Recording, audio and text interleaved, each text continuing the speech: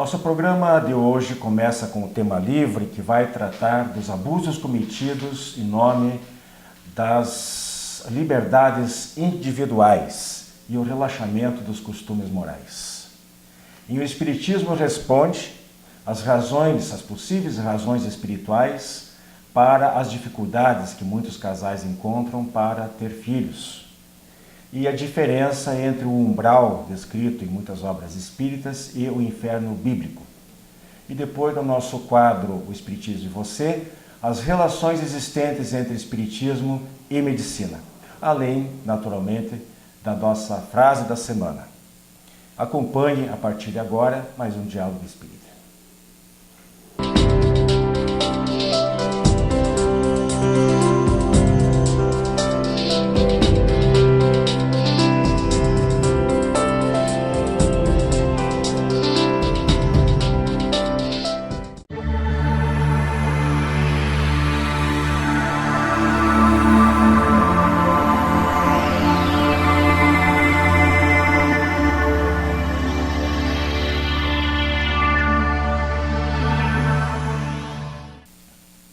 Bem, meus amigos do Diálogo Espírita, nós vamos tratar hoje aqui de um tema,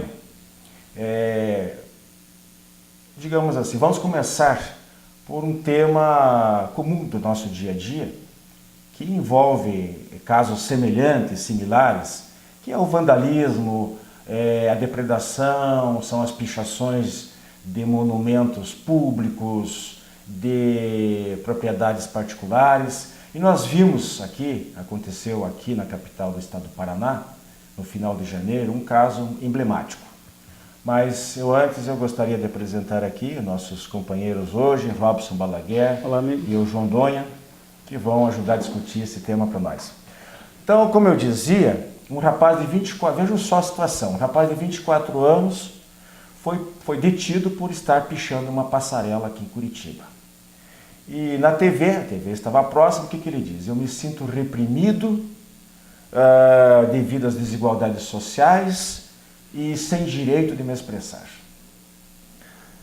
O guarda municipal que fez essa detenção, depois disse na TV o seguinte: olha, na minha opinião, para ele tem que ser dada uma enxada para ele carpinar, porque ele está sem ocupação. Se ele tivesse o que fazer, se tivesse que trabalhar, ele não teria tempo para estar fazendo o que ele está fazendo. Depois, um comentarista da emissora de televisão disse o seguinte, que os pais hoje, eles de certa forma se acham tolhidos no disciplinamento dos filhos, porque não se pode, a palmada se tornou crime, pode ser denunciado como agressão física aos filhos, né? E o próprio Estado, a gente percebe isso realmente, que existe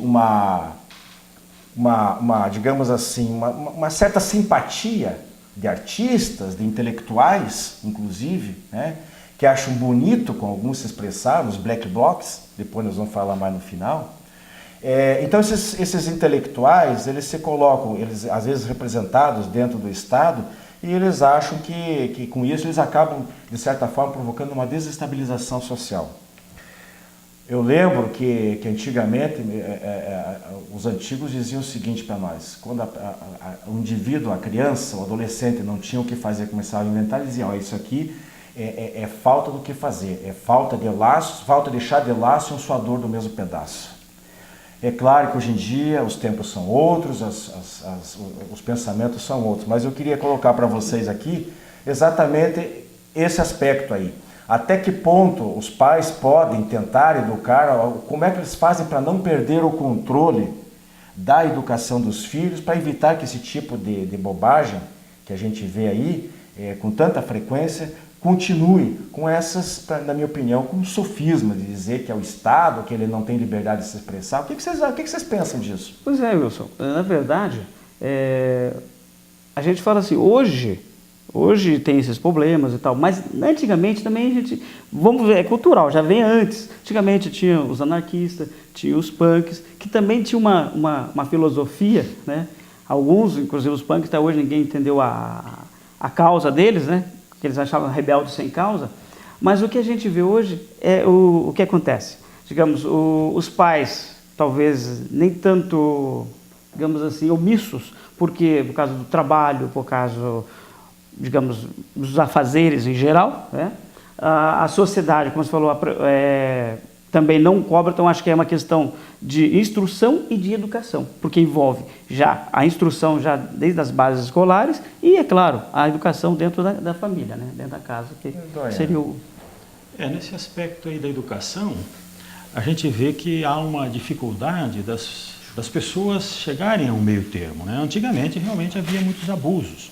O pai tinha um poder meio absoluto até sobre os filhos e alguns batiam com chicotes, davam castigos extremos, coisas horríveis mesmo que tinha que ser coibida. Então a lei evoluiu. Agora, a lei evoluiu, mas não quer dizer que agora não se eduque mais as crianças, não se lhes mostre os limites que naturalmente eles têm que ter, porque se eles têm liberdade, se cada um de nós temos liberdade, existe a liberdade do próximo. A nossa liberdade vai até a liberdade do próximo. Se nós não respeitarmos a liberdade do próximo, nós estaremos negando a nossa própria liberdade. Então, existe possibilidade de se educar as crianças sem necessidade de recorrer a qualquer atitude violenta. Eu nunca fui violento com os meus filhos e todos eles são bons cidadãos. É verdade que existem certos espíritos mais empedernidos com os quais o diálogo fica alguma coisa muito branda e eles não obedecem. Aí existe a necessidade de punição. Mas que tipo de punição? Tem punição que não é violenta.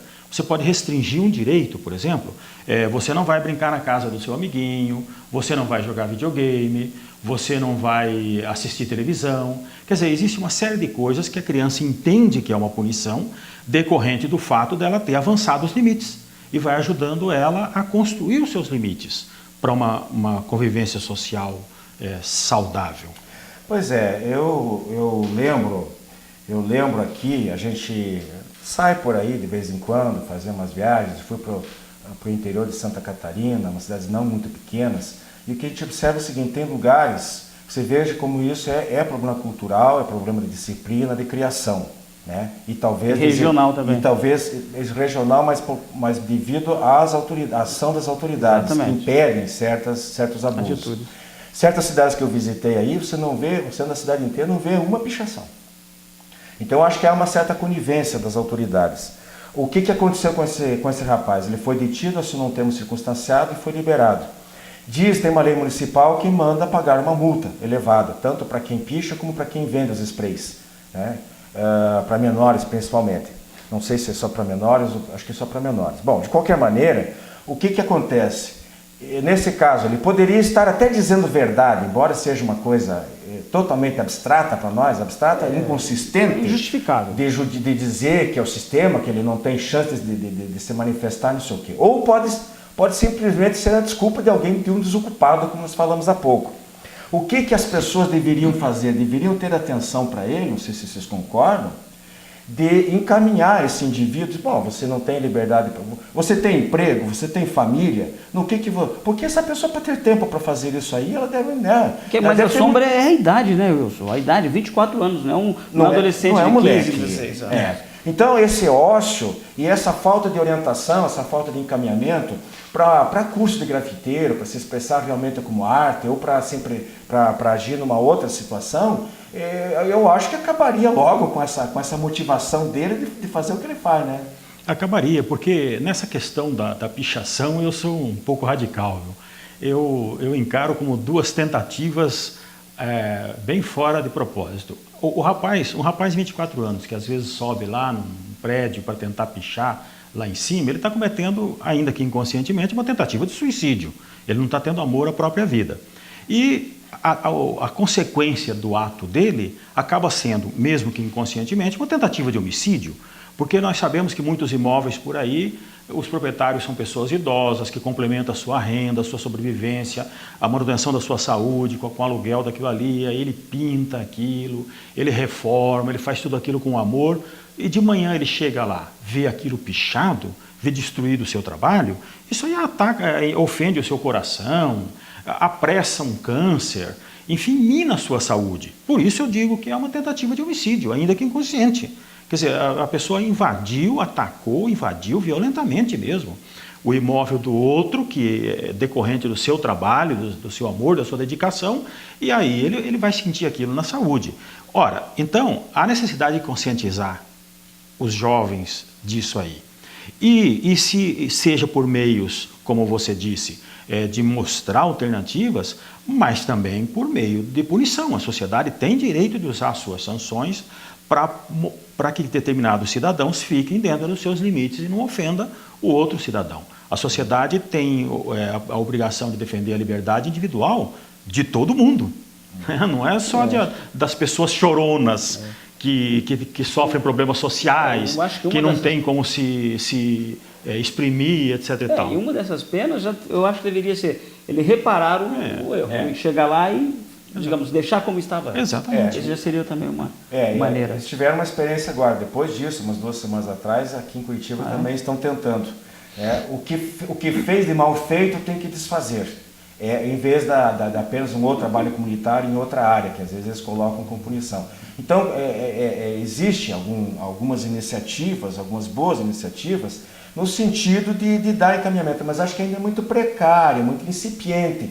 Deveria ser um trabalho mais incisivo. E a gente, como coloquei no início do programa, não se trata apenas, exclusivamente, da pichação, mas é a quebra de telefones públicos, lâmpadas, às vezes, que a gente viu, né, das ruas, os abrigos de transporte coletivo, e agora os black box, que estão se prometendo aí para esse ano, com a aproximação da Copa do Mundo, e a polícia está de mãos atadas, falam mal da polícia, que a polícia não pode, que é violenta, porque não sei o quê. Realmente há problemas, falta de treinamento, falta uma série de coisas. Salário baixo, não sei o quê. Mas a polícia ela tem que ter possibilidade de agir. Não pode se deixar virar no que o Brasil está virando. Agora, o que eu quero colocar para vocês aqui, especificamente do ponto de vista da doutrina espírita. O que os espíritos, o que as casas espíritas, o que as comunidades espíritas podem contribuir para minorar esse tipo de problema? Eu acho que aí já começa desde a evangelização. Começa desde a evangelização da criança, explicando, colocando para elas o que é certo, o que é errado. E, é claro, também nas palestras públicas. Mas aqueles que não são espíritas, a minha preocupação é que nós somos uma grande minoria dentro da sociedade. Será que nós podemos ir além disso? Eu acho que a casa espírita, ela não tem só como obrigação, ou como desiderato mesmo, ficar ensinando a moral também, né? Ensinando só a doutrina espírita. Ela pode desenvolver outras atividades em benefício da comunidade, que não seja também só aquelas que a gente pudesse albergar de uma forma bem ostensiva sob o nome caridade. O próprio Kardec diz que a caridade existe de outras formas, não só necessariamente a caridade material. Então, as casas espíritas podem aproveitar seus espaços e abrir para a criatividade, para permitir a criatividade de jovens. Por exemplo, aqui nessa casa espírita, por iniciativa de um cidadão que veio até aqui oferecer os seus préstimos nesse sentido, está sendo iniciado aí cursos de teatro, né, para manifestação artística, desde criança até idoso. Ele, como ele é um profissional da área, se dispôs a ensinar o pessoal, a formar um teatrinho, formar uma peça, apresentar uma peça, coisas assim. Veja nisso aí só quanto canal de evasão da criatividade que a gente fornece. Além que ela também pode ir para outros atos, ou seja, ir a caminho das escolas, convênios com prefeituras, com fundações culturais, para levar isso de uma maneira, seja através da arte, seja através de palestras e cursos, ou seja, é uma grande, digamos assim, é uma gama, é um leque que dá para se fazer dentro disso aí. Porque a gente insiste um pouquinho nessa tese de que a gente pode falar de espiritismo sem falar do espiritismo. Nós podemos falar dos princípios, às vezes não entrar em reencarnação, temas mais polêmicos, mas nós podemos levar esses subsídios de valores morais, valores espirituais, de respeito ao semelhante, aos direitos que os outros têm, como o Donha colocou antes. O meu direito acaba onde começa o dele. Então há essa necessidade de conscientização, de que a criança, o jovem, ele entenda que ele não pode fazer tudo o que deseja, que ele tem que ter limites, ele tem que seguir esses limites porque ele está infringindo os direitos dos outros. Eu acho que a gente caminha. O espírita, como o Robson colocou, ele também não pode ficar só dentro da casa espírita. Ele deve ir ao encontro dos problemas. procurar auxiliar os outros, trabalhar em comunidade, trabalhar até mesmo estabelecer parcerias, né? com o governo, com a administração pública, com outros segmentos religiosos, onde os Também. pontos comuns, onde há convergência de princípios, de interesses. Sem Porque dúvida. ninguém quer, o católico não quer, o protestante não quer, o muçulmano não quer anarquia, não quer que quebre o patrimônio público ou dele. Exato. Todo mundo deseja o bem, deseja viver em paz. Né? Porque uma cidade limpa, né? Uma cidade muito mais bonita e mais agradável para Claro, todos. com certeza. Mais saudável. Pois é, meus irmãos. Então nós estamos aí chegando ao final do nosso tema livre de hoje e segue o nosso programa aí com o quadro Espiritismo, o Espiritismo Responde e depois também o Espiritismo e você. Até mais.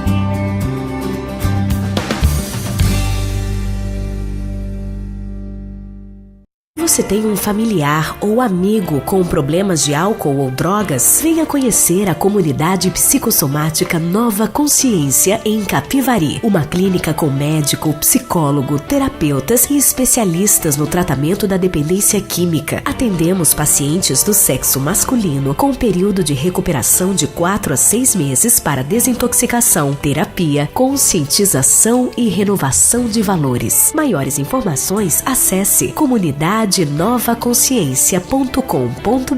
ou ligue 34917000 com Saulo ou Arnaldo. A editora M é a segunda maior do Brasil no segmento espírita, oferecendo mais de 400 títulos em seu catálogo. Um de seus últimos lançamentos é Amor e Vida em Família, de Gesiel Andrade, contendo 45 valiosas mensagens, como sexualidade, finanças, vícios, velhice, eutanásia, política, etc. Pedidos para vendas@editoram.com.br ou telefone 19 34 97 7000.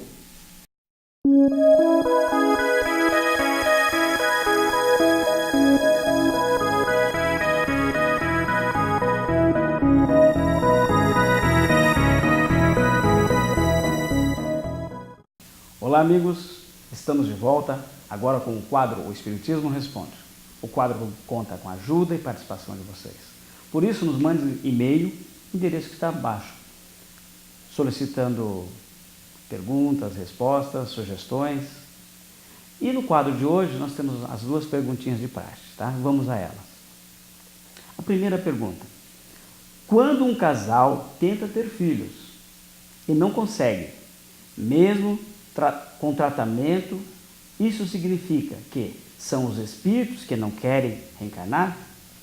Resposta: não. Isso pode acontecer por vários motivos.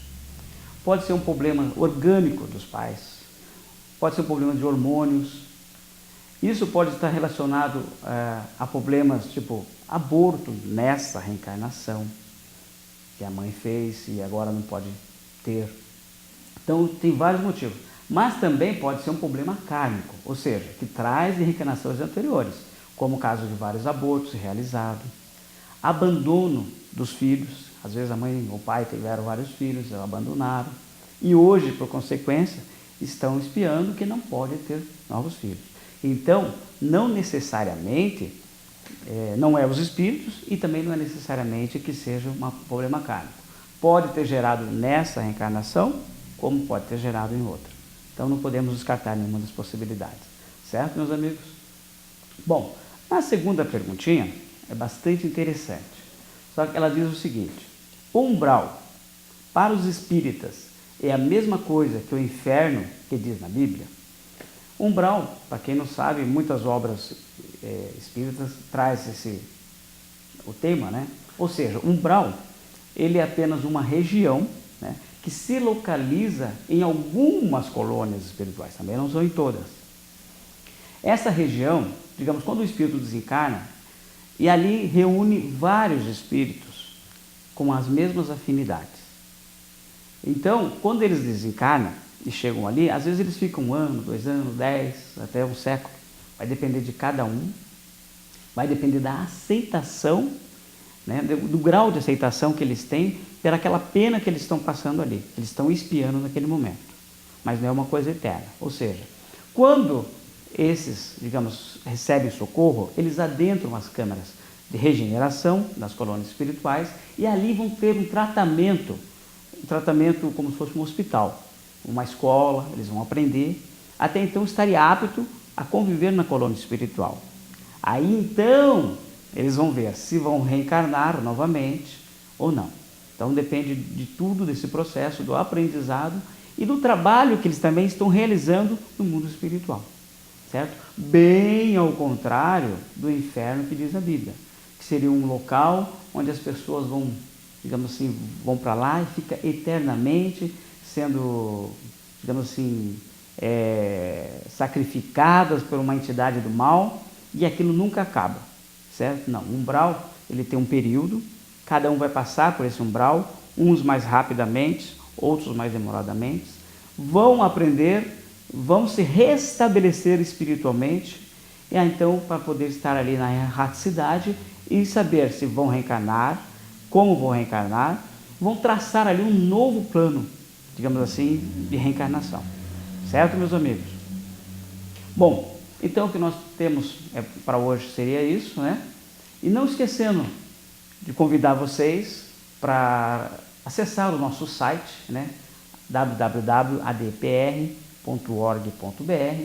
Ali vai ter vários conteúdos, tem programas anteriores, tem os nossos jornais, que tem ali várias edições, certo? E também curta a nossa fanpage no Facebook, que é ADPR Divulgadores. Meus irmãos, até a próxima e até mais.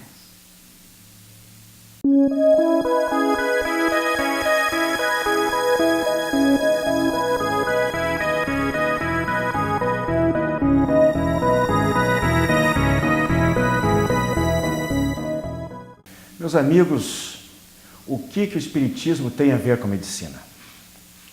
Olha, para começo de assunto, nós vamos dizer o seguinte: existem as AMES, Associações Médico-Espíritas, tanto aqui no Brasil como até internacional. Então veja a importância, e essas pessoas não estão lá de graça, não fundam uma associação se não tivesse o que fazer. Então essas associações são responsáveis por estudar, por pesquisar, por fazer experiências e divulgar situações que envolvem princípios espíritas com a medicina. Aliás, tem tudo a ver, né? Porque as AMES e a visão que o Espiritismo tem do ser humano é que ele é um indivíduo complexo, biopsico-sócio-espiritual. Nós vamos ver aqui alguns itens em que diretamente a gente vê o envolvimento do problema de saúde, doença e, por consequência, medicina e espiritismo. Nas casas espíritas existe um trabalho de fluidoterapia, ou seja, terapia através de fluidos, o passe magnético, né? É uma ação de transfusão de energias. Assim como existe a transfusão de sangue, existe a transfusão de energias. Uma pessoa chamada médium passista transmite energias para alguém que precisa para restaurar as suas funções. Isso atinge tanto o corpo físico como o perispírito ou o corpo espiritual que todos nós possuímos. Então é importante que o passista, por exemplo, tenha noções de medicina, de anatomia pelo menos. Que ele saiba que o fígado fica do lado direito, no lado esquerdo, mas nas alturas do estômago, ou a faringe, onde é que é localizada, porque embora os espíritos muitas vezes possam direcionar os fluidos, e o médium só os transmite, mas se o médium tiver essas noções, ele vai contribuir da mesma maneira que o conhecimento geral, cultural, etc., ajuda quando um espírito se comunica através da psicofonia e da psicografia. O conteúdo é do espírito, mas a roupagem, a vestimenta da linguagem, a linguagem é do médium, né? Sobre conhecimento sobre o sistema circulatório, o sistema excretor, etc. Então a intuição vai ajudar a direcionar. Tanto o passe como a água fluidificada provocam a magnetização pelos espíritos e pelos médiuns, provoca alterações moleculares. na água. Isso é perceptível em análises laboratoriais. Mas eu vou citar aqui agora uma listagem de vários itens em que o espiritismo tem um interesse muito grande com a medicina. Por exemplo, na reprodução assistida, na clonagem, engenharia genética, em relação à eutanásia, no uso terapêutico das células-tronco, no aborto em geral, no aborto de anencéfalos, os gêmeos chipófagos, nos transplantes, na cremação de cadáveres, nas funções da glândula epífise, nos neurotransmissores cerebrais e nos hormônios corporais em geral, congelamento de embriões, banco de sêmen e óvulos, barriga de aluguel, doenças congênitas, a hereditariedade e as doenças kármicas. Então vejam que existe uma conotação muito grande, né, as interações entre espiritismo e medicina. Com isso, nós entendemos que fica suficientemente demonstrado que o espiritismo é muito mais do que uma religião. O espiritismo é também mais do que uma religião alicerçada em princípios de fé. O espiritismo é também uma filosofia, uma ciência, percebendo o ser humano composto de um princípio inteligente, né, de uma alma, de um espírito imortal, revestido temporariamente por um corpo físico. E nessa condição de encarnado, temporariamente, a posse, o uso desse corpo material, o espírito, essa alma, interage com ele. Então nós não podemos ver o médico, o enfermeiro não pode ver o ser humano, o paciente, apenas como um corpo. Ele é muito mais do que isso. Enquanto a medicina não evoluir, não se conscientizar da necessidade de analisar o ser humano como espírito, perispírito e corpo, ela vai ter dificuldade para resolver muitas questões. Então, por isso que nós temos terapias alternativas, às vezes o remédio, a medicação alopática não funciona, às vezes nenhuma medicação funciona e o indivíduo vai ter que buscar um tratamento diferenciado na casa espírita, em outros lugares.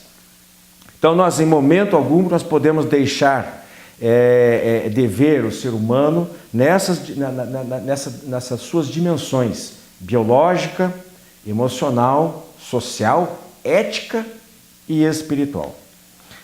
E a medicina é apenas mais um desses ramos de conhecimento, né? Em que o espiritismo, como o alertava Kardec, codificador da doutrina espírita, se miscui. E o espiritismo tem interesse em todos os ramos do conhecimento, tanto das ciências naturais, ciências físicas, onde diríamos, e as ciências humanistas, como das ciências transcendentais. Então, nós já falamos aqui sobre vários aspectos, sobre economia, sociologia, a física, a astronomia e outros que nós falaremos ainda, e a medicina é um desses ramos de conhecimento onde o espiritismo pode intercambiar informações, onde ambas têm muito a ganhar. Tanto o espiritismo recolhendo os estudos da medicina, se aperfeiçoando, se enriquecendo, como a medicina também adotando essa visão mais completa, holística do ser humano. Vai fazer muito bem a medicina, vai facilitar o seu trabalho, a compreensão mais em profundidade da condição do ser humano, do passado reencarnatório que ele traz, dos problemas que ele traz de vidas passadas. E isso é fundamental vai ser fundamental cada vez mais. Então a gente espera que vocês tenham uma compreensão melhor do aspecto da saúde e espiritismo, medicina por outro também, e os médicos também. Meus amigos, um grande abraço e agora a nossa frase da semana para encerrar o nosso programa de hoje. Até mais.